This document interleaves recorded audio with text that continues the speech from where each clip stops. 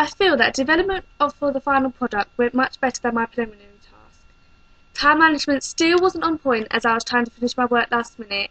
However, the analysing of existing media products and creating tasks for my final product were done straight away, so I could focus on my final product.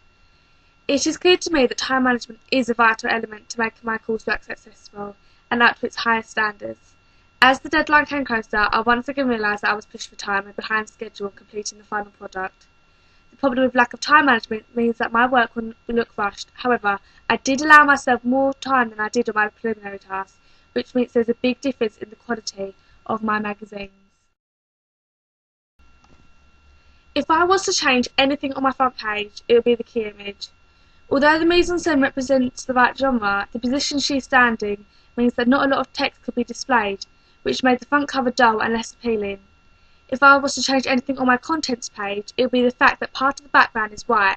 It looks very odd and means that the dead space stands out.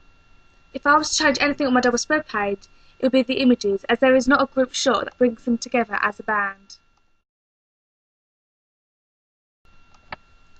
When doing my final product, I took into consideration what was faulty on my preliminary product. My background image to my front cover was an image which included a lot of colour, which meant that text would be hard to stand out, so there was a lack of text. In order to not make this mistake again, I used a black fill colour for the background, as everything stands out against black, and the key image did not have a background to it. However, what I did like about my preliminary task was having an editor's message, as it is a common code convention used and helps pump up the audience. In my preliminary task, I didn't do a double page spread, so I didn't have previous experience of this and didn't know what I should and shouldn't do.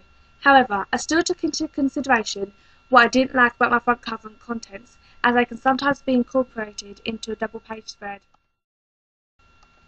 My planning was done on time, which meant I had drafts ready that I could use as a starting point for my product.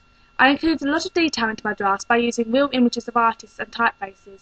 This helped as I had an idea of typefaces and the mise-en-scene needed within the images to represent my genre.